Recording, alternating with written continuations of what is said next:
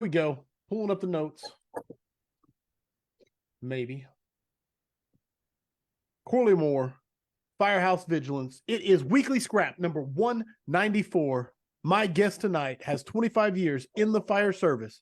He started with 8 years federal and then went 17 years ago, joined the Philadelphia Fire Department, assigned to Squad 72 with one of the largest challenge coins I've ever seen in the history of time and space.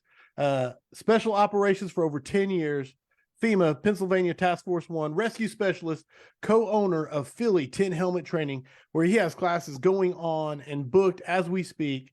I first met him in Arkansas at First In, and it is absolutely my honor to have you on as the guest of Weekly Scrap number 194. My brother, welcome.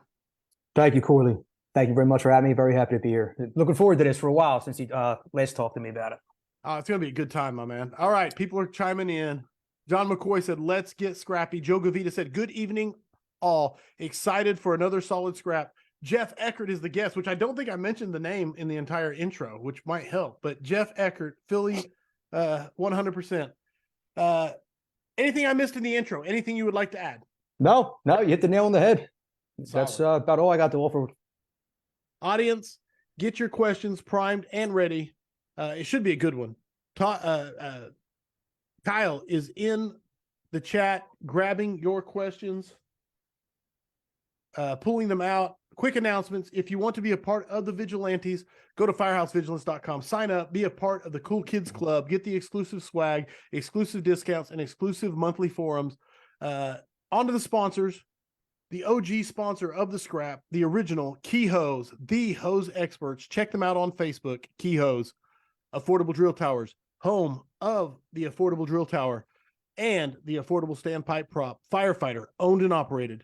Pump and roll using the Affordable Standpipe Prop. The Affordable Standpipe Prop fits through most classroom doorways for standpipe theory, and then you roll it in the parking lot and pump. It comes with 6 standpipe valves that can be upgraded to PRVs or customized to whatever you have in your jurisdiction. Call Steve, 844-55-TOWER, or drop an email to info@affordabledrilltowers.com.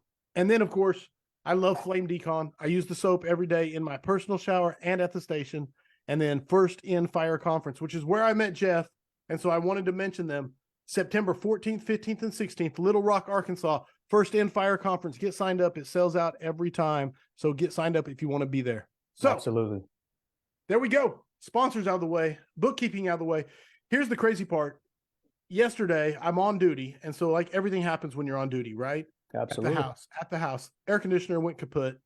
So luckily, one of my guys, AC guy, came by, looked at it, said, hey, it's just a capacitor. No big deal.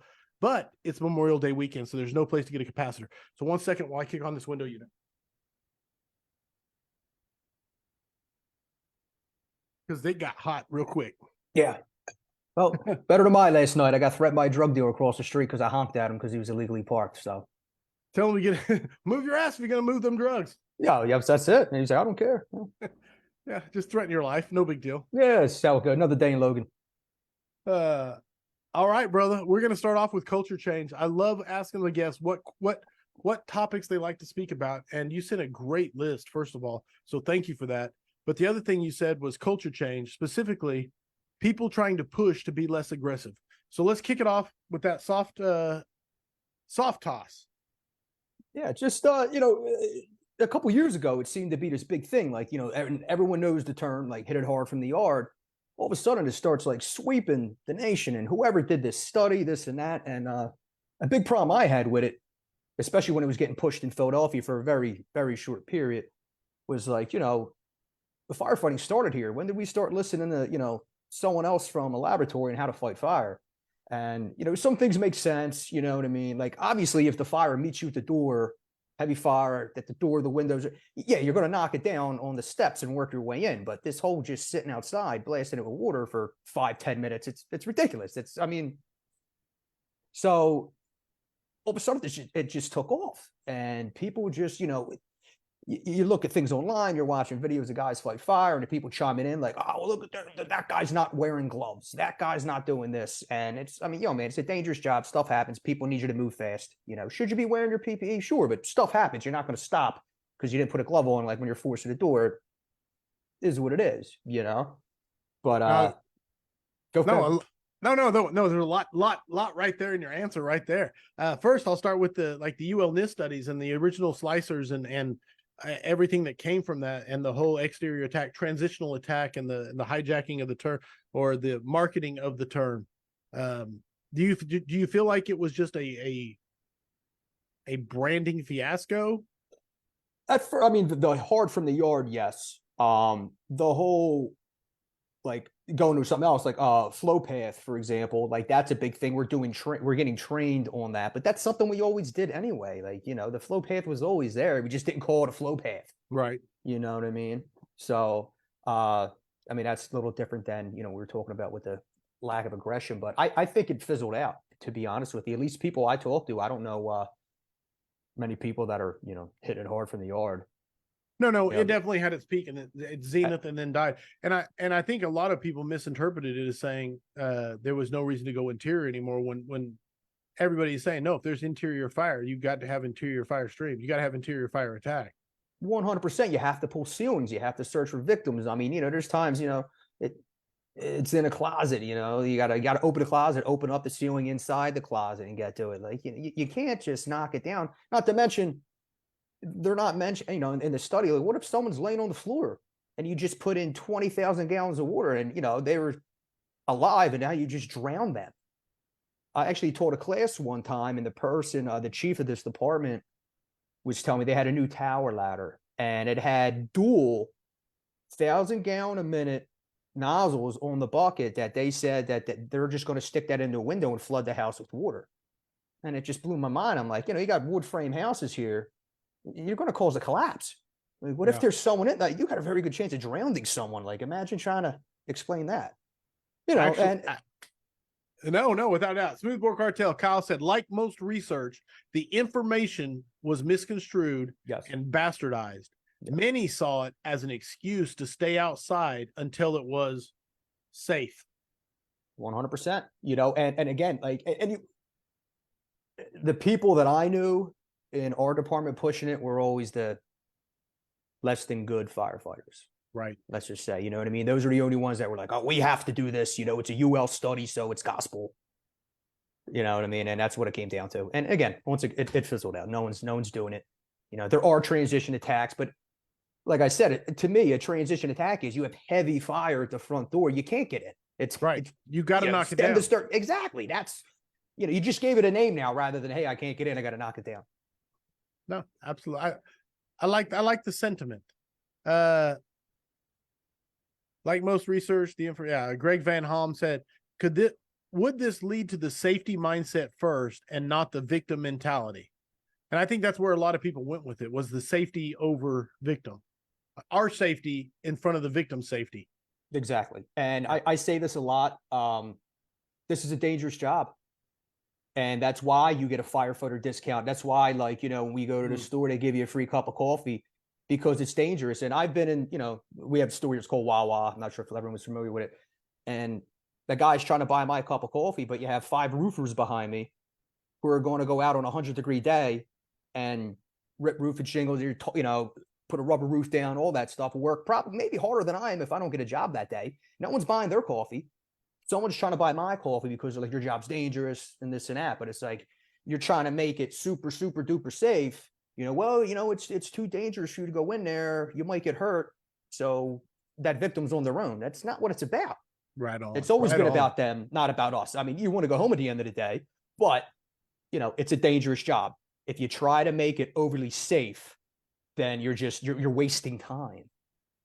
And time is one thing we don't have. And I love the analogy of, what would you say, Wawa's? Wawa, yeah, just anywhere though. Okay. Like, but I want to get it right. But Wawa's, you go to Wawa's, the reason they're buying your coffee is because when they're trapped in there, they expect you to come at great harm and risk to you. You know what I'm saying? That's the bond, the promise, the expectation. I was teaching a class one time, and it was rough. I was actually with Eric Dreiman, who I was just speaking about, and the guys and girls. Indianapolis, yeah. Yep, great guy. I mean, super, super sharp. Okay. Explaining to people how I want you to go to the roof, and I want you to take 3 tools. And what do you mean? How can you take 3 tools to the roof? I'm like, all right, well, I'll show you, and I have my ladder belt on, truck belt, but they don't have one. So I'm like, look, you got your air pack on, you stick your racks through the seatbelt straps. Here's your hook, put your hook up on the ladder. You got your saw, you got a piece of webbing on it, which they didn't have. I actually tied for them. Throw it on. And the one, firefighter's like, I can't put this on. I'm like, what do you mean you can't put it on? I took it, I took my helmet off and I put the saw over my shoulder. What's the problem? Like, well, you took your helmet off. I'm like, okay. Like, well, you can't take your helmet off on a fire ground. So I'm like, hold on a second. I bring everyone in and I do that whole state, like, guys, listen, man, like, it is what it is. You got to get the roof. You got to open this roof up. If you have to take your helmet off to get the strap over your shoulder, well, then take your helmet off. And it was a huge thing. They were like, well, you can't do that. You just can't do that. And it blew my mind. Wow. But then that's how, pay department, that was their mindset. Trying to find it here. Scrolling. Sorry, Kyle. Hey, if you can find the thing you typed, it already went away from me. You said about to happen in the mid 90s. Everybody, Kyle Romigas, Mr. Smoothbore Cartel, is always combing through your comments and your questions. He pulls out the best ones because as I talk to Jeff or the guest, I can't keep up with the comments. So Kyle pulls them out and he throws them in there. And so anyway, that's what I was talking to when I say throw it in there for me, because he made a great point about the safety first. And I was going to elaborate on it, but I wanted to get the quote from him. Pulling back up the notes here. Yeah, Kyle said, it's coming. It for sure didn't help, but I don't believe is where it didn't originate with the latest UL studies. The me first mentality reared its ugly head in the 90s.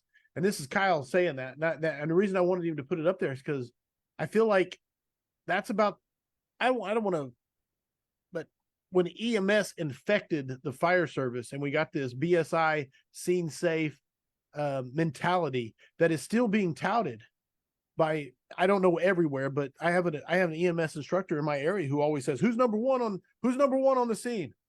You are, because if you get hurt, everybody else, you just add to the problem. And it's like that infection is what I call it into the fire service mentality. What's your thoughts? As far as EMS, I can understand it to a degree because, like in Philadelphia, we have to ride the ambulance as a firefighter. Once you get 12 years old now, you're now out. Thank God, because we get crushed here. Philadelphia has one of the busiest, if not the busiest, EMS systems. The medic units are always number one. It's a nightmare. Our paramedics, it's 2 people. They're out there alone. So you pull up on a shooting, and the shooter is still there. Well, then, you know what I mean? What are you going to do? There's a story they told us in the fire academy, guys. They were strapping a guy onto the stretcher who was just shot, and someone came up and said, hey, hold on a second, that's my buddy, and then shot him again while he was on the stretcher. Wow. So, when you're putting, if you're just 2 paramedics, you don't have a gun, you don't have police there yet, it's nuts. That kind of thing, I can kind of understand, but, And I want to be clear, like absolutely, the mission of the EMS service, I understand that mentality. I understand it from the EMS, like what you just described. Yeah, and I'm talking straight EMS standpoint. But when you're talking fire rescue, the priorities are different because of the gear we have, the environment, the preparation we get to do for that environment, the training that we should be doing for that environment, all of it combined. I don't know. Does that make sense what I'm saying? Absolutely. Like on the fire aspect, when I think of can't, it's not because it was too dangerous. Like, it's not that it's dangerous. Going to any burning building, vacants, whatever. You don't know what it's going to look like on the inside, even if the outside looks pretty good.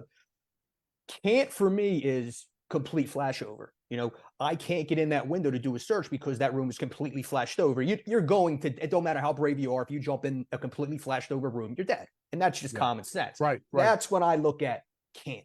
You show up, you got heavy smoke coming from the windows, and you force entry and it doesn't flash in your face, and you can, it's tenable for you. You're not getting burned through your gear because it's that hot. Then you get in there and do a search. Is it dangerous? 100% it's dangerous. You can't see nothing. The building's on fire, but that's your job. You swore that oath for that job. Right on, man. Right on. No, and I love it's a flat, man. One of my company officers went to Firehouse, and I want to credit the instructor who said it, but the no go on a VES, which I'd never heard before until he came back. He says, can I isolate the room before it flashes? That's the go, no go for him at the window. Can I isolate the room before it flashes? Which goes along with what you're saying. Has it flashed? Then I want to search it, And so go ahead. Let me hear it. No, it's just, and that's, obviously, you hear vent, enter, isolate, search, right? But a great Christian Short from Baltimore, when I worked with him, he was, I was actually teaching Force Central. He was initially doing vent, enter, search. And whenever I do like one of Ryan McCormick's classes, or if I'm with other instructors from other areas, if I get a chance, I make it a priority to try and take their class. So I'll go, and I made it a point to do Christian Short's vent, enter, search class.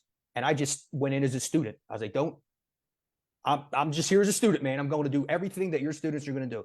And he brought up great points. So we have the same problems here in Philadelphia, as I'm sure everyone else does. What if there is no door in the bedroom? Right. What if it's just, a sheet? I've seen houses of everyone should, go in there, it's a sheet tacked up. But there's someone in there. Most of the time, vent, enter, search, there's a high probability that someone's in there. So are you still going to go? It's tough. That's the things you got to think about. You can't always rely on there even being doors in this house. So if you get there and the room's full of smoke, is it because the door's open, or is it because there is no door at all? Right. So once you take that window, well, you just opened up a can of worms there. You got to either, let it breathe for a second, especially if the fire's in the basement, you can absolutely do that. It's going to take it a while to get up to it. But if it's in the next room, what are you going to do? You might have just caused a flash over. So, but if you're in a first in truck company there and there's no one there and someone's screaming, my kid's inside, you got to decide what you're going to do. But that's also part of being an experienced search person. Like, right. Where's the fire? When I was back on the ladder, I would always try to ask, is anyone in there? No one's in. Okay. Yes, they're in there. Where's the fire at? Because that was also part of the packman's job. If you got there, you went and tried to find the fire for the engine as well, if they weren't there yet. So those are questions that where is the fire? Do I need to go to the second floor window and vent and enter from there when I can go in through the front door? Then you can control it a little bit better there, right? Back to the flow path talk. No, yeah. That new stuff, that newfangled science, flow path. Where's the fire going to go? Yeah, but it was always there. That science was always there. I hope you catch my sarcasm. Yeah, absolutely. We just gave it a name. All of a sudden, now there's a name like flow path. Then, okay, right. They just called it, hey, man, if you open the door, the engine's not there, shut the door because you're going to feed the fire air. Well, now it's control the flow path. Which, whatever. I get it, man. Hey, sure. And the smarter we can educate everybody coming up together, I'm for it. Don't get me wrong. I'm not knocking on it. It's just not brand new. Listen, man, fires are down, everywhere. So you went through the academy, and a lot of times, like in my fire academy, you had to throw to 35 with 4 men. I have never in my career had 4 people to throw a 35-foot ladder. Right. And I'm talking trolley wires there, Christmas lights hanging. You're throwing a 35 with 2 max, and that's just how it goes. And they're like, you're going to get out there and the guys are going to show you everything. Well, now, especially, what we'll touch on later with lack of senior men, you go to Philadelphia, all the old guys got in the drop program a couple of years ago. We had one day where we lost 200 guys. Yeah. So, now your senior guy might have 3 years on. Then you're at a station that had 7 fires last year, you know what I mean? Like, so now you have to get that education out there. You have to give those things names because you don't have some old dude sitting there with you like I had. Hey, man, look, watch how the fire rolls out the door. Now, I'll never forget, his name is Vince Waters, Lieutenant Vince Waters. We were first in truck, heavy fire on the second floor of this big 3-story end-of-the-row apartment building. Our engine was out doing boat training. We go in, they're like, hey, there's someone in this room. Pop the door. Heavy fire above us, but you could see everything below, so there was no smoke, just fire. We do a quick search, boom, boom, boom, boom, boom. No one's in there. Person got out. We get out, and he goes, all right, watch this, Jeff. Shut the door. And because the fire was rolling out in the hallway, I shut the door. And he's like, see how it stopped? He gave me a whole class as we're sitting there waiting for the engine to come from the next local over. And he's like, no, open the door again. See how it's rolling out, rolling out. Yeah, I can see that. Cool, shut the door again. And now we'll just wait for the engine. And it was great. You might not get that now. Right. Or now, but 3 or 4 months in between being able to have an opportunity to get that. Exactly. And if your senior guy isn't a good senior man, he's just got more time on, there's a difference between a senior man and someone who kept their job for 20 years. You know what I mean? He might not show you that. And now you're up there by yourself trying to figure it out on your own. At least now there's research and there's a class on it. Like, hey, man, shut the door. And they're getting like some PowerPoints and stuff like that. No, so I'm good with that. No, I do love it. I do. Okay, first, another question coming at you from the audience. John McCoy wants to know, if no door is present when you get in, are you calling for a line behind you through that window and continue searching, or what's your protocol in that scenario? Well, to me, a whole point of event under search is the ladder is there first. There is no engine. And we have that here in Philadelphia Right. due to budget cuts and stuff. They closed some engines, and now it's just a truck company. So our protocol is you don't ventilate till there's an engine company there, unless there's someone trapped. So if you got to take that window and go in and do the search, they're probably going to do it with it. But there's no line To be called to for. be called for. But Right. we did recently, we just actually, which we should have had all along, now we got cans. So you could take a can with you. And that I've seen, that puts out a lot of fire. At least hold it at bay if you get yourself in trouble. So Nice. but again, if I'm Nice. taking a second floor window, that's how I look at event under search, is by taking a second or third floor window, popping a door and going in, because there's always a door. There's going to be always a front door, at least a piece of wood you could just lay over the opening. When I think of event under search, I'm thinking of going up on a ladder, going through a window. You might not know if there's a door there or not. You might not be able to see it, but Right. But if they're saying there's a kid in there, I'm going. It is what it is. No, and that's the expectation, and I love the way you said. But I'm sorry, to answer his question though, if there is a line there, we have done that multiple times. Just, hey man, we come as SOC on a job, where how we run in Philadelphia, it's you get, if there's 2 and 2 in service, 2 engines, 2 ladders in service, you get a SOC company. So let's say we show up as SOC company. Hey man, we need you guys to search the second or third floor of this place. We'll grab a line and do a search with a line. And you're saying it's SOC, available. special operations? Special operations. Yep. Okay. Making sure I was on page. Yep. Keeping it clear. Hey, right there, John McCoy, thank you for a great question. Everybody in the audience, if you have good questions, especially for Squad 72, get them in. Kyle said the problem is most departments are going to way more EMS than fire calls, so the line has been blurred. Back to the previous topic, and that is exactly what is going on as we blur the lines between fire first culture and EMS priorities. Absolutely. That's John, all I've known here in Philadelphia. I mean, it was very heavy EMS. I mean, you go to fires and it's great, but my 3rd week out of the academy, I was dumped in an ambulance out in West Philly. And man, what an eye opener that was. I bet. Oh my God. You got some stories. Just driving in there, the story I can tell. I don't know how PG this podcast is. No, it's the internet. You're safe with it, whatever you got, but feel free. Chris Simpson said the everyone goes home mantra created a me first safe environment. It was outcome driven instead of process driven, which allowed companies to have a mindset of a known outcome before the process was ever initiated. Separate process from outcome. When the operation is process driven rather than outcome, there should be favorable results. Very technically spoken. So I wanted to read it out. I'm not sure I tracked everything about it. Yeah, that was a little fancy for me. It was fancy. Very well done. Okay, pulling up the notes. Coming at you with younger people making rank very quickly, especially with the turnover you had. So talk to me. Oh man. So a big thing too. Now we allow it in Philadelphia. In 5 years, you can you could be a lieutenant with 5 years on. I personally don't have a problem with that. Like, we allow it. I won't do it. Obviously, I'm 17 years old. I'm still a firefighter. A lot of guys now, and it's great that you're bringing up the EMS. They're doing it to get out of going into the ambulance because they hate it. I mean, you're out all day. You're doing, on a day work, I'm not kidding, anywhere from like 15 runs. I think Medic 8, that's in Kensington last year, did almost 12,000 runs that year.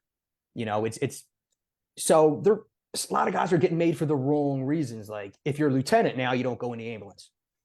And they don't have experience. They're Right. at like slower companies, and they're just not getting some of that experience. Now, again, I'm not necessarily against this as long as they continue to keep learning and know, like, okay, hey, now I'm at a busy company. I'm in charge of these guys, with all of them that have more time than me.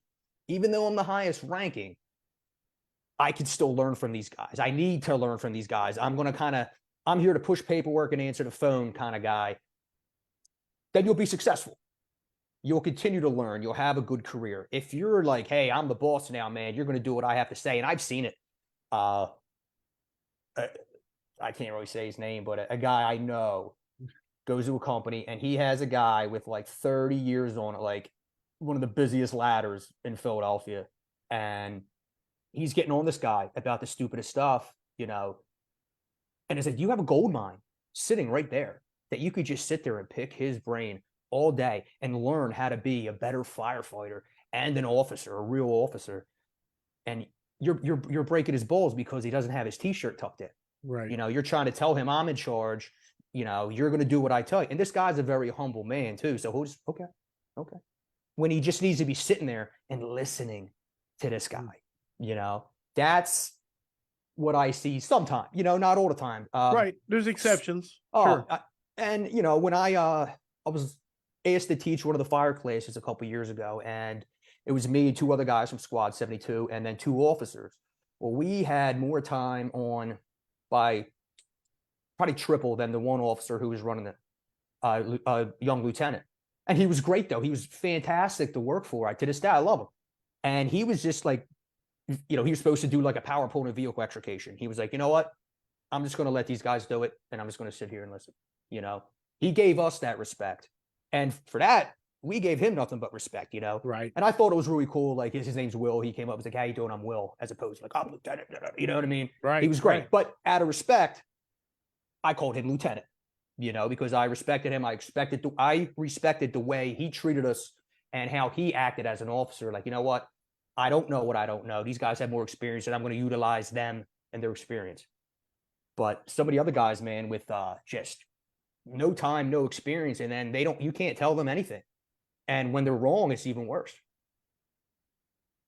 Coming at you from Preston Lyons. He wants to know, how do you implement it? Believe me, not an easy question. How do you implement a more aggressive culture in a department that has a strong safety culture? See, my department to this day is very, very aggressive. I didn't have to implement anything. I had to adjust, you know, especially coming on, not knowing anything.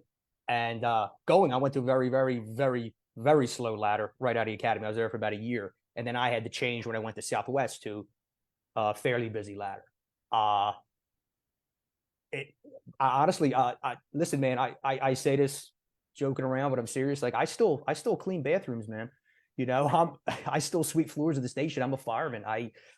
If you're a fireman too, and your chiefs have that as their rule, it's their department, man. It's going to be very hard to convince a boss when you're at the bottom of the totem pole, especially if you're new.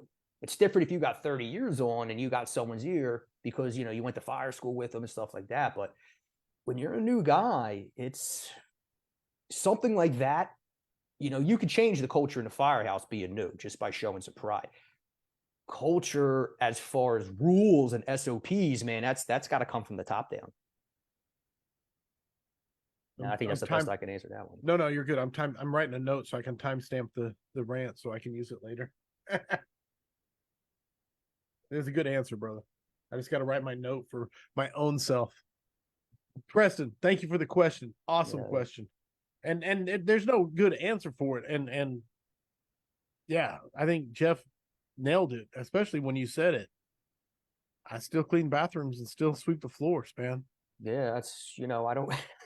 Yeah, no, it's the commissioner doesn't come to me and ask me my feelings on certain things. You know what I mean? It's he don't even know my name probably. And that's a good thing because normally you only see when you're in trouble. Yeah, no doubt. Eric Morgan, I'm on a volunteer department. Our chief maybe has 10 years on. We definitely move up fast here. I'm 5 years on and in my eyes have more passion than most. Have been told to expect moving up, even though I've argued that I'm not ready. So yeah, I think that's something going on, especially with the turnover. Like there's a lot of people feeling that way. Absolutely. And I mean, the one thing you said there, you're volunteer, man. So if guys aren't signing up with tons of experience, then you got what you got. But, you know, if you're not ready, that's great. Keep educating yourself is what I would say. You know, the big reason when I started teaching was because it made me better also doing it. You know, I used to work for a company called MedTex, and it was a confined space rescue company. They asked me to be one of the instructors to recertify guys. And all I did was just make rope systems all day, showing these guys and evaluating these guys. And it made me that much better in my ropes. So when I started teaching, you know, out, like when I met Corley and everything, you know, if I'm doing a forced entry class, no matter how many times I've done it, you better believe I'm back in the books. I'm on YouTube. I'm always, and I do that anyway, just try to find the best ways. Yeah. And I mean, you know, I was lucky enough to work with Chris Kelly, who's, you know, my main man.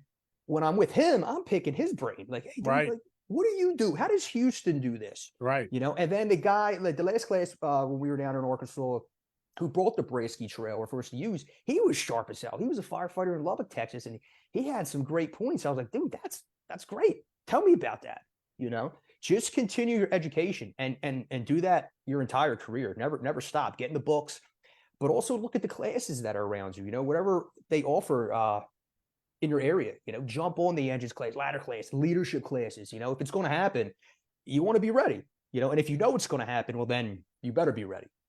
Oh, I love it, man. And I love being a forever student. That's just so powerful, man. 100%. Partly because you just don't want to look like an idiot. You know, that's exactly a driving factor. There's nothing worse than like when you get that green piece of wood and you're showing a technique and that piece of wood will not give it up, and you're just forcing. You're like, no, I swear to God, this works. Okay, everybody, just stand back.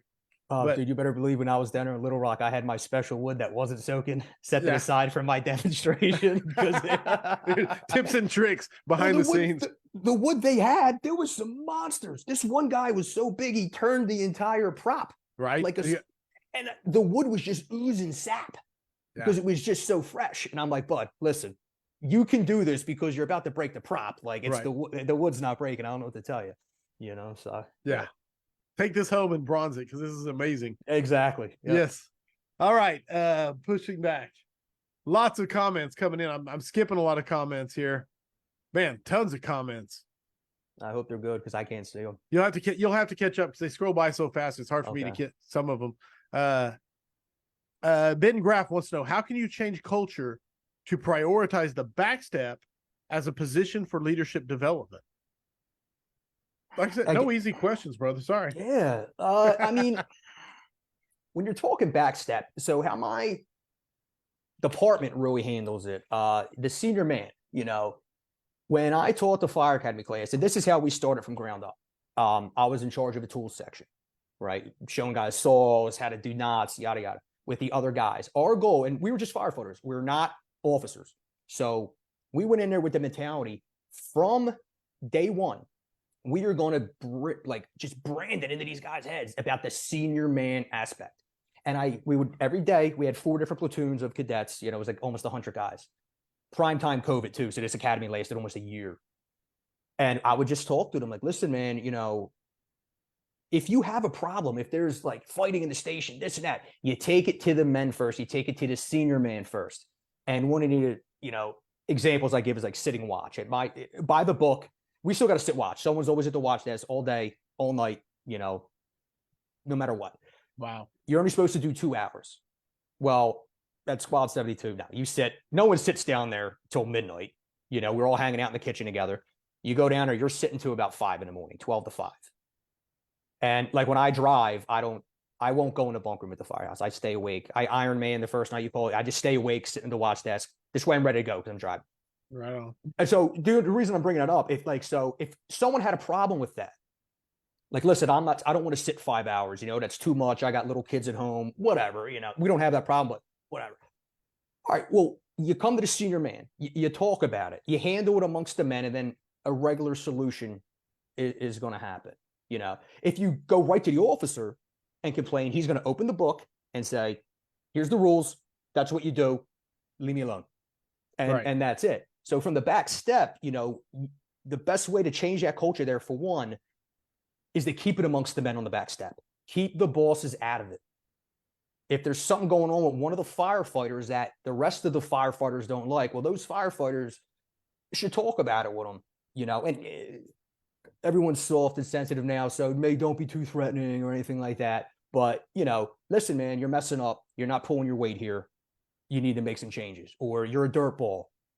clean up after yourself. That's how you start changing that culture, because you keep it amongst yourselves. You keep the officers out. We always say here in Philadelphia, officer is just a guest in the station because they rotate in every 4 years. You get a new officer, with the exception of the special operations, they stay. But Gotcha. so the senior man really runs the station as far as the men. And a really, really good officer respects that. He's there to answer the phone, push the paperwork, but also if he has to step in, if they can't handle it, if that station is so dysfunctional, hey man, I'm the boss. This is what's going to happen now. And sometimes that does have to happen because the men just can't come to a conclusion. So that's as for backstep, I'm saying firemen only, handle it amongst the firemen, make the change yourself, and lead by example. If you want something different, if you want to change the culture, you better be doing it every day yourself. Like the tools are dirty and this and that, then you better come in and clean those friggin' tools every day. It's it. Don't sit there and say these tools are nasty and rusty and then not do shit about it. Lead from the front. Beautiful. Hold on 1 second. That's it. 8:36. Hold on. No, and it's a beautiful segue into senior man because, like you said, man, they handle it at the lowest level and don't let the officer have to be an officer. Exactly. Don't put him in a position. And I love that. So where is the disconnect? Is it just generational? Is it a shift in values? What is it? The youth we're hiring? Where's the pride? Is it a lack of expectation for senior man? I'm putting so much at you right now out of my own brain. I got an answer ready, baby. Okay, let's hear it. I want to hear about the senior man, the dilemma of the senior man. Go. Well, for one, you know whose fault it is? Our generation, Corley. Because we, all of a sudden, we're the soft ones. So no one was nice to me when I got on. I mean, people were nice, but like the old guys that were in their 60s and all that, man, they were mean, rough, tough dudes, man. And, I was always taught by my father, shut up and listen. Don't give them a hard time. Listen to what they have to say. And, I said this on the other thing the other day. These guys were badasses anyway, so even if I had a problem with it, they could still kick my ass. So it was a lose-lose. I didn't really have a choice. All of a sudden, you got to understand something. Like the people my age, I'm 44 or 50, they're now running the show. And they're allowing the crybaby stuff to happen. That's who I blame. So if you keep allowing it, someone's like, listen, man, so-and-so, was mean to me because I hit a tree with the fire truck. Well, you allowed it, and then you're letting him get away with something like, you start relaxing standards, and like any fireman, you give an inch, we take a mile, man. Just some of the uniform stuff that happens here in Philly now, man. There's guys, my neighbor across the street's a fireman, and one day I handed him $1 at Wawa. And he's like, what's this for? And I was like, I'm sorry, dude. I thought you were a homeless dude across, begging for money outside. Like, that's how you're going to work, dude. You look like a bum. You know what I mean? But because our generation, the bosses at the top allow it to happen. So the younger generation is going to see that, the example that we're setting.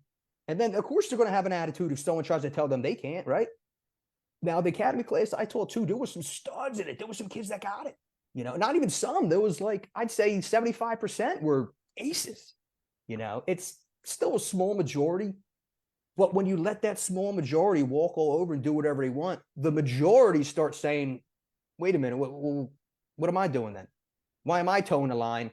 And the dumbest guy on the truck's getting away with murder, And I would always say, in the department, the better you are, the more likely you are to get yelled at.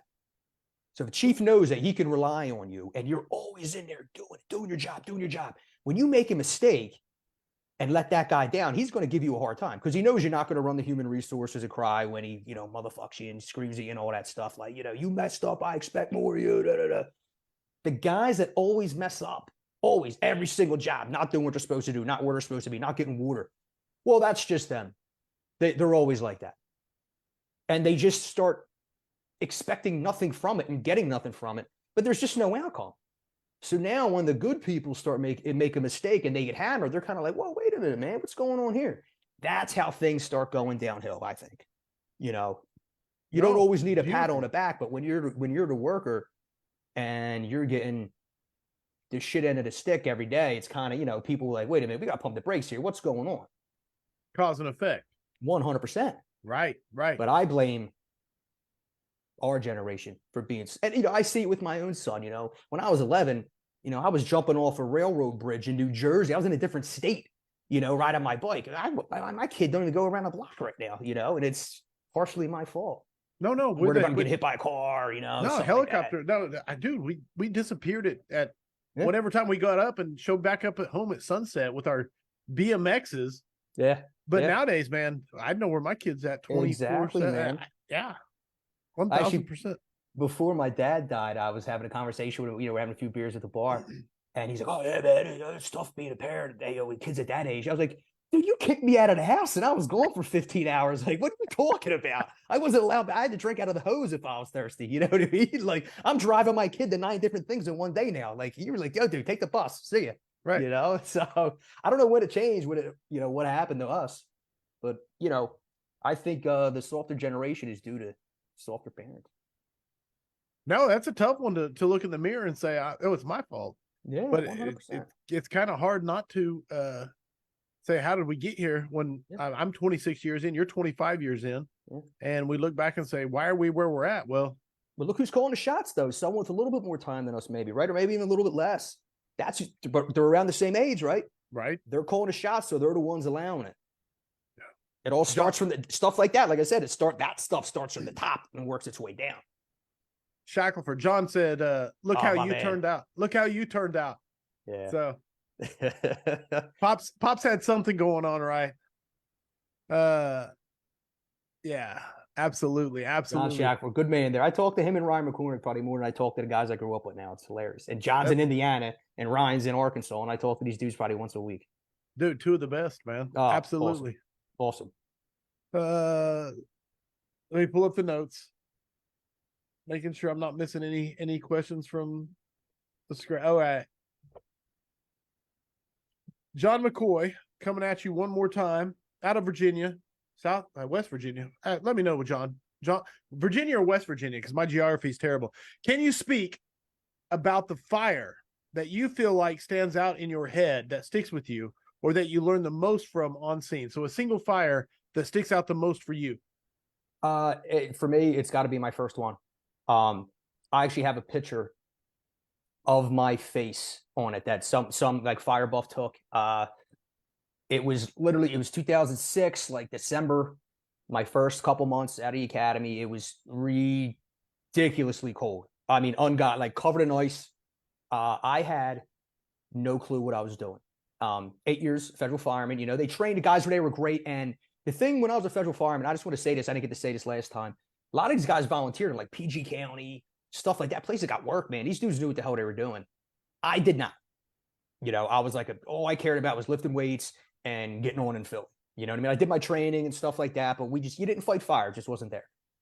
I come to Philadelphia, you know, I'm born and raised. I only left Philadelphia when I joined the Air Force, but get on finally and just, man, I'm like, I'm going to kick this job's ass. You know what I mean? I know what I'm doing. I got 8 years experience as a firefighter, lift every day.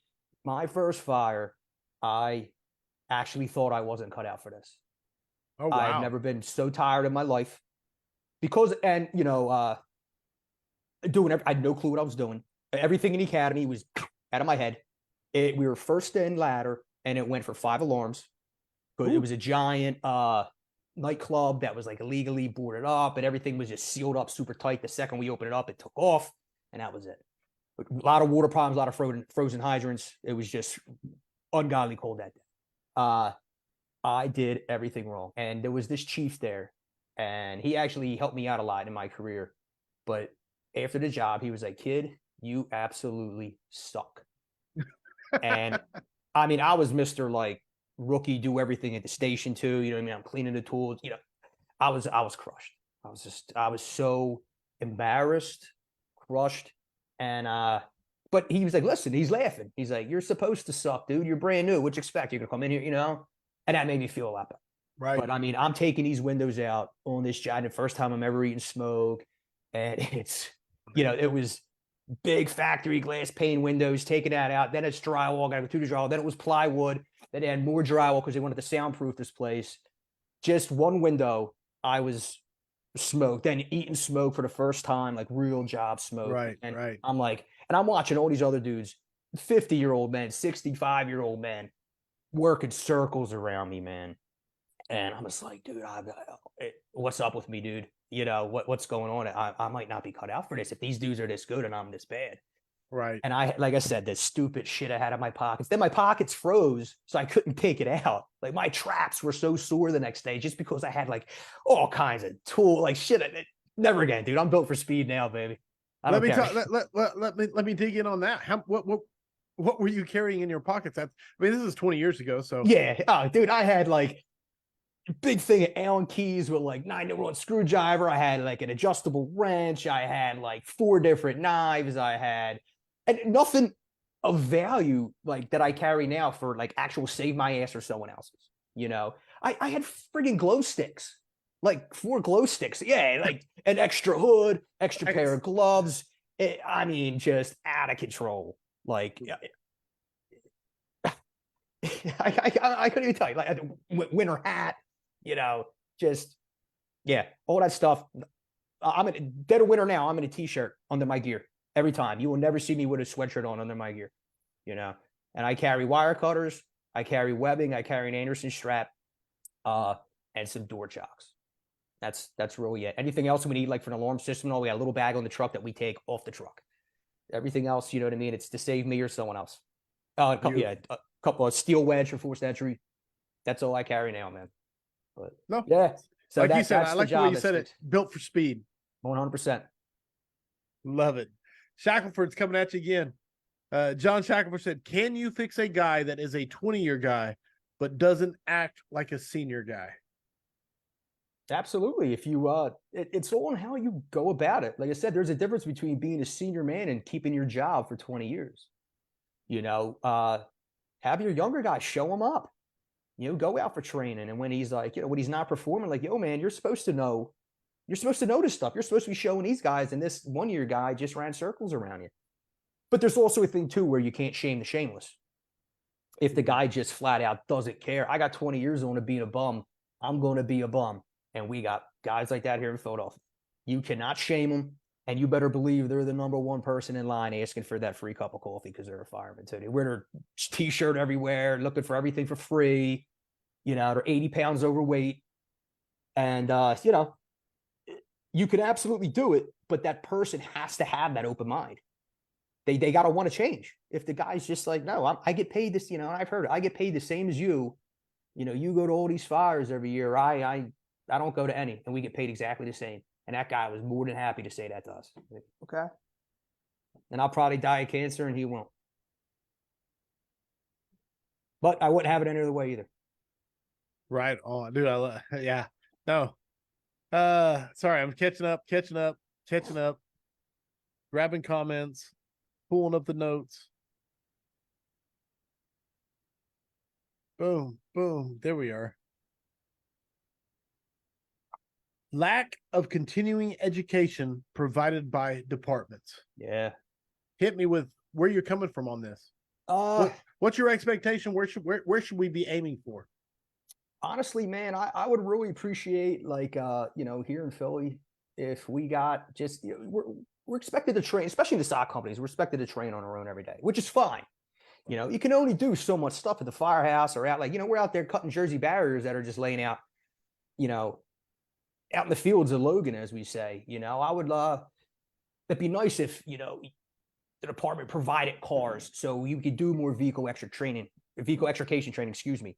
You know what I mean? Guys all have to go out on their own here in Philadelphia. Like every ladder has hydraulics. They provide us with great equipment. But when you get them, yeah, you might get a car to cut up, but then you're never getting another one to train on. It might take years. You get lucky. And I understand, you know, it's a fiscal thing, but that's stuff we got to know, man, especially now these cars are constantly evolving. You know, the last vehicle extrication training I got here from the city of Philadelphia, it's completely different now. Completely different. You know, guys aren't doing relief cuts no more. You know what I mean? They're not doing this, they're not doing that, and it's kicking ass. And it's like, man, if someone's not really doing this research on their own, you're not going to know that. You're going to be wasting a lot of time doing like a relief cut here, relief cut there, just to lift the dash when you don't have to. When that person's pinned, you know, you could save a couple minutes, right? different ways to do door pops, different ways to do, whole vehicle side removals. They don't push that. And it's tough, man, because then people get complacent. Right. And when you bring something like that up, especially me at a firefighter level, now you're a know-it-all. Now you're an asshole. You're a pain in the ass, this friggin' dude, and especially, I'm not the senior guy in my platoon. You know what I mean? I'm like third in line. And then in the station, I'm not even close, man. And we got a lot of experience at my station, and I'm just talking everywhere too, then you take an aggressive new guy, for example, when he goes to a station with complacent older guys and he wants to push for this stuff. Like, dude, shut up, dude. I want to take a nap after lunch. We ain't going out. Like that kind of shit. Right. You start getting used to that. If you're doing that for 10 years, now all of a sudden, hey, every day we're going out and training for 4 hours. Those guys are going to be like, man, what the hell? They're going to be pissed off. Don't make it right. So it gets very difficult. And at the same time, coming out the other side of the mouth, a few times I got bitched at for taking training on my own, for going away. And I remember me and my partner Gabe went to Hazleton to do blue collar training networks, heavy lifting class.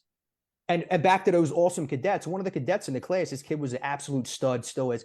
He's the one that told me about the training. I went up and hung, went through, what I mean? He was like, hey, right. I'm from this town. He lives in Philly now. He's like, I'm from this town and I used to volley there. They're coming there. And I was like, dude, can I come? And we went, guys like, oh, you spent $350 for that class. And I'm like, yeah, well, we can't get that here. No one's providing us tractor trailers to lift. Right. And the techniques, I mean, the stuff that we learned in that class, I'm telling you, that was one of the best classes I ever took. Nice. It was worth every penny, So let me dig into it a little bit, because here's the dichotomy of what as I see it, like you're talking about quality reps provided by the department is what you're really saying. Because the thing that I get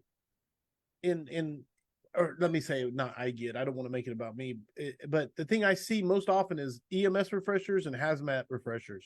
And you hit the nail on the head. It's always about we'll go to the academy. Well, they stopped doing it now because we have the computer program. Right. You'll be up the academy 3 times a year doing EMS stuff, but you wouldn't go up and pull hose. Right. And let me just clarify though, Philly has implemented a training department. And all you got to do is call them up now and say, hey, man, we would like to come up the academy. We'll go out of service for 4 hours and do some type of training. And they arrange that. So wow. We are coming that way. And progressing. Yep. And Eric Allen from Fastboard. Yeah, Fastboard. Yep. He was doing that a little bit. When I was coming back from my bicep surgery, I was helping out with that. I would do like a forced entry class. But the officers of a company have to ask for that. So if you get a crew of go-getters, like there was this one company up there, it was actually a buddy of mine, Captain Mike Strimmel. He just kept calling, hey, man, can we come back up? Can we come back up? And they're like, if you call, you get first priority. So, yeah, come up. Do whatever class you want, and we'll make sure, we can accommodate it.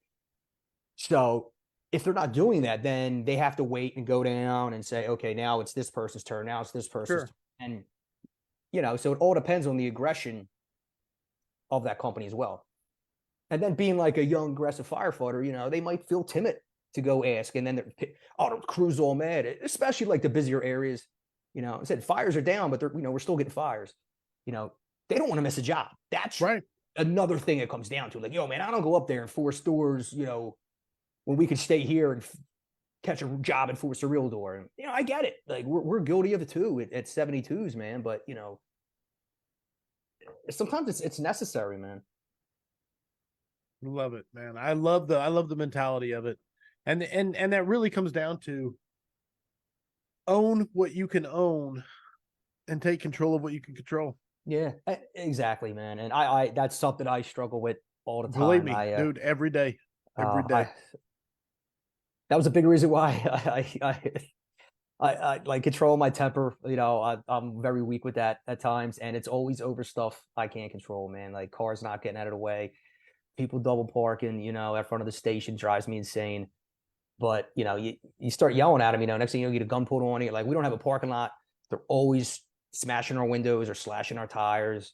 So when I got into it with the guy the other day, everyone's looking at me like, yo, dude, man, now they're going to, start messing with our cars again. I'm like, oh, God, I'm sorry, and that's a big weakness I have is my temper. And I got at some point, probably when I'm dying, I'm going to realize that no point has anything good ever come out of me losing my temper. Being in, emotional. in 44 years, man. Not once. Not once. No, I feel that. I struggle with the whole being right and being effective.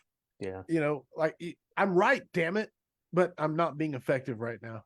Yeah. And when I can put it in that frame of reference, I can usually be like, okay, calm down. You're not being effective. Let's be effective. So for what it's worth, I struggle with it massively. I love asking this question: book or books that you think firefighters should be reading? I'm not going to go into the educational aspect of this because you should continue to read education on your own without someone telling you. I'm going to go in the more, for pleasure. Okay. Report from Engine Company 82. I actually read that book. And trust me, dude, I am not a New York buff by any means. You know what I mean? But that is a very good book. I like how he breaks down just life in the firehouse. Whenever I would be going through something, or I would read that book, and it almost reignites my love for the job. Yeah. I finish it and I'm like, I can't wait to get back to work and be with those animals. You know what I mean? Dennis Smith, meaning the guys I work with. Yeah. Dennis Smith captured the American Fire Service. As I S it out, specifically in that novel, better. I mean, or that journal, whatever you want to call it, better than anything. So and then the other book was out of here in Philadelphia. It's called A Fireman's Journal from Chief Mark Casello, who I've never met. I'm probably saying his name wrong too, but it's called A Fireman's Journal, and very Mark Casello. I'm trying to write it down. Okay. Yeah. It's called A Fireman's Journal, and it's back, man, when, Philly was, getting like every major city at that time, every city, every place in America probably was getting way more fires than they ever will now. But he's very, very humble about it. He even says in the beginning, like, I wasn't even at the busiest companies of Philadelphia. And he makes fun of himself a lot in there. And it's funny, and same thing, man. You just look back and it just makes you like, man, this job's the shit, man. Like, I wish I was on in the 70s and, all that time. Right. Wish, you know what I mean? I think I was born in the wrong era, but like, it's good, man. It's when it hits home. And I do like, I enjoy that it's from Philadelphia because not many people from Philly wrote books. Right. And they should have. Is that one available? Like, can you find that one on like Amazon? Oh, yeah, I think you get on Amazon. Yeah. Okay, cool. He's actually on Facebook. You might be able to order it from there. No, that's great. I just never heard of it, so that's why he actually follows you. Awesome, man. I did not know. All right. I was looking to see Friends in Common today, just to see, and he follows you. So no, I want to read it now, especially specific. My S's are kicking my ass, and Romagus is making fun of me. Preston actually posted it in the chat. I did not block links today, so you guys can link whatever you feel like. Obviously, that was a good book. And some of the guys' names that he mentioned there, I know, and they're still on the job. Awesome. Joshua Everett's, he posted it. Preston Lyons posted it just above you. You can click the link and see the author. I don't want to Marcello. I'm mispronouncing it off of Eckert's mispronunciation. Yes. So yes. You get the telephone game. What it's called, I believe it's A Fireman's Journal. That was really good. I really enjoyed it. It was a quick read, and it has some funny stuff, man, But the good thing too, it's his journal. It's not like written by like some like over the top guy takes 20 minutes describing a tree in the book. You know what I mean? It's just, hey, I was here today. Here's what we did. Pretty straightforward read. It was good. Nice. Okay, we have a thing we do every scrap for a lot of scraps now. It's called the 5 questions for firefighters. Of course, it progressed and they evolved, and now they're the next 5. You're on the tail end of the next 5 questions for firefighters. So my question for you are, the questions, there's no right answer. It's completely your opinion, and the points are arbitrary, assigned by me with the aid and help of the audience. So my question for you is, are you ready for the next 5 questions for firefighters? Yes. Number 1.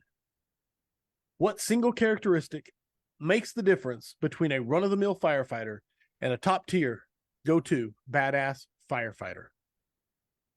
Passion.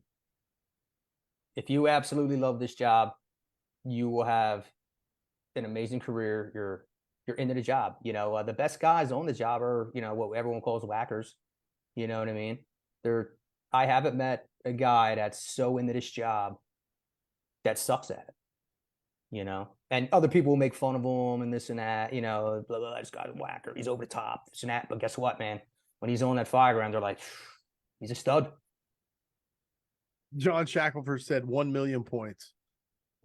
I don't know Whacker, what Max John, is. you whacker. I don't know what 1 million is in relation to Max, but passion is absolutely a Max points answer, especially when you articulate why the passion is important. And John Bishop said, passion is always a Max points answer. Passion greater than everything from John McCoy. Kevin Fluger said passion with 4 fire emojis. So 100%, not just me, but the audience agrees. You have Max points on question number 1. Number 2, if you could go back in time and give yourself one piece of advice as a rookie, what would it be? Talk less and listen more. And I am still extremely guilty of talking too much. You get a couple cups of coffee in me, and I'll get on my friggin' soapbox. And there's times I'm just like, damn, I talk way too much. At least I know it, but yeah. I love the answer. If I went back in time and gave myself that, it would probably be that, which is shut up. Yeah. And listen to all the wisdom around you. You don't, because here's the deal. I used to think I was the smartest person all the time. You know what I'm saying? And it took a lot of growing up to figure out that wasn't quite true. Like I always got it, I always got the job. Like, I did everything I was supposed to do. I played the new guy role to a T. But, once I started getting a little bit of credit for that stuff, and people like, you kind of swagger a little bit more than you should. And especially towards leaving ladder 4, we had a couple officers there that were legends, man. Like, I mean, got on in the mid 70s, and that was their last stop. And I didn't know, I guess, enough about firefighting at the time to even ask questions like I should. Right. But man, I wish I could have sat there and actually picked their brains a little bit more on, like, hey, I had to wait till I made a mistake, which every job I made a mistake. And this guy, Kelvin, his name was Kelvin Fong, man, he retired with like 45 years on. He never told you good job, ever told you good job, but he damn sure let you know when you messed up. And he damn sure let me know quite a bit. But the one thing I'll never forget, and I'll always try to relate to people, is that he's like, you're messing up because trying. He's like, it's not like you're outside hiding. He's like, you're always in there. You're messing up by being overly aggressive, and I can work with that. Nice. So. Dude, I love it. Max points, 2 for 2. Number 3, what is your favorite training drill? I'd probably say vehicle extrication. I enjoy ruining stuff. When you have it in a controlled manner, vehicle extrication, because it's a puzzle. It's just a puzzle you take apart as opposed to putting back together. I really enjoy when you get like good instructors that make it complicated. It's not just some simple door pop. It's like, a car on top of a Jersey barrier. You know what I mean? Like, what do you do now? I enjoy that. I enjoy trying to figure out the trickier stuff.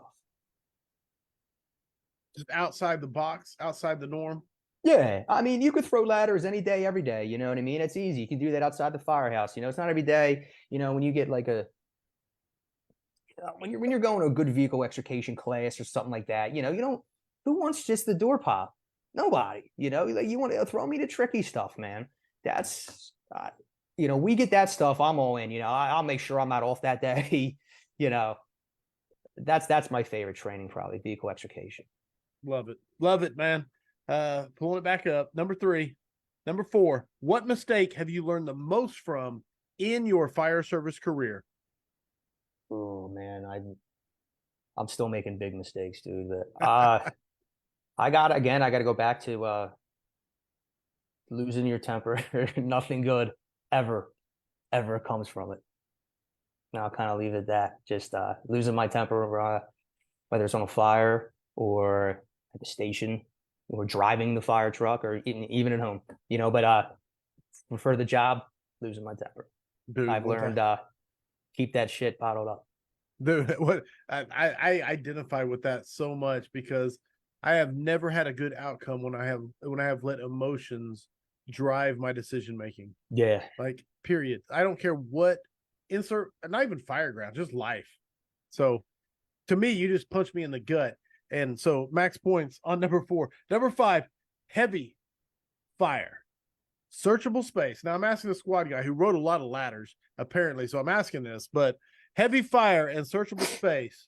Would you rather be assigned to the nozzle or first in on VES? Oh, I see. That's a tricky one.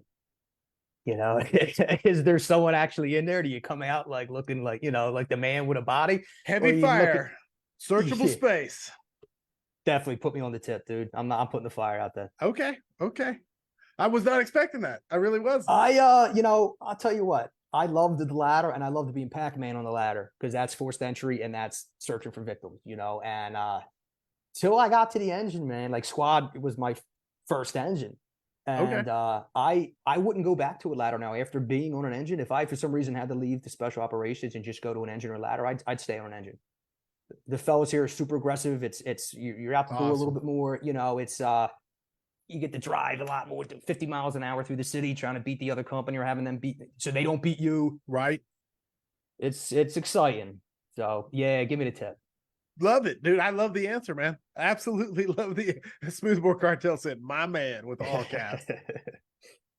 No, and that's the thing. If I actually changed the question and said there's a known victim, then it goes out the window. Yeah, it's not a question. So it just has to be heavy fire, searchable space. Yeah. So ultimately, there's no wrong answer. I just want to hear the reasoning behind it, and I absolutely love the reasoning behind your answer, which makes it max points on number 5. And there you have it. 5 questions for firefighters according to Jeff Eckert, Squad 72, Philadelphia, which officially makes it 100. I can't believe I'm saying this out loud. 94 scraps in the books, brother. Nice, man. Congratulations. That's crazy to me. Just to say it out loud is crazy. What an amazing evening, man. If someone wants to get a hold of you, talk to you about your training company, talk to you about whatever you talked about tonight in general, get life advice, how do they do so? They can email me at me or Gabe. We have this, obviously co-owner of the company, Gabe Salas at Squad 72, and he's actually my senior man. Philly Tin, just Philly TIN at Gmail. We have our Instagram page, which is Philly_tin_helmet_training on Instagram, and then on Facebook as well, just Philly Tin Helmet Training. You can message us there. Our phone numbers are up on the website. Nice. So we're always available. And we got into this because we loved it, man. We were just doing our both out on the road training, working for other people. And we're like, man, let's just start our own thing. And a little throwback to the old tin helmets that we used to wear. So right on. That's why that people ask us, so how'd you come up with that name? Well, here in Philly, a lot of people don't notice we used to wear tin helmets. No, I didn't know that. I didn't know where Philly Tin came from. It sounded cool. I didn't know if it was a tin like Taylor's Tins type deal on the front. No. You know what I'm saying? Nope. I actually have one. And the guys from Ladder 4, when you transfer out of a company, to get you a gift. And these guys had a Ladder 4 tin helmet made for me. That's badass, bro. Yeah. Oh, yeah. It's one of my prized possessions. I don't have a lot of paraphernalia around here, but I have that, and that's literally one of my prized possessions. This is my ignorance. What was the heat conduction on like that tin? You know what I'm saying? Probably not good. It goes back to man. It goes back to the. Go ahead. Yeah, if you read Chief Mark Cello's book, there's this story in there when they switched, because we wear those plastic ones now that everyone that we're known for. When they switched, it's pretty funny. I don't want to ruin it for the guys, but he was one of the first people to get one of those plastic helmets. And this story is great, back in like the 70s. But yeah, there's actually a book on that called Tin Helmets, Iron Men. And it's one of them, big books with lots of pictures of the Philadelphia Fire Department. There's that one. There's another one called Hike Out, which are like the only real books besides Hike Out? Hike Out. Yeah, HIKE, Hike Out. Hike Out. Okay. Yep. They're both based on the department, not so much like a story like the Chief's book. Right on, man. But they're cool. They're big. Every station has them. If you ever go to any firehouse, that'll just be, you ever come to visit me, we have it in our firehouse. Okay. You can flip through it. Sweet, man. No, I love it. And what I was going to say about the tin helmet and the heat conduction, it goes back to we were kind of in the same conditions as the victim. And so that's where the tactics were based upon back in the day. Yeah. Oh, You yeah. know, They just got as low as they could and crawled in. I mean, Yeah. face down. You know what I mean? They didn't have Yeah. hoods. And it has flaps in it, but that's it, man. Like, it's just straight tin. Other than that, like, I'll have to show That's it to you one insane, day. man. It's cool as hell looking, you know. And it was all refurbished and all, but like I put it on, like, man, this thing would be cooking. So yeah. I got one more comment to read to you, which comes from your buddy John Shackelford. Said you can find his number on most men's bathrooms on the East Coast. So there you go, John. It's all men's bathrooms, dude. I don't do nothing half-ass. not most, all. All. I love it. Go to firehousevigilance.com.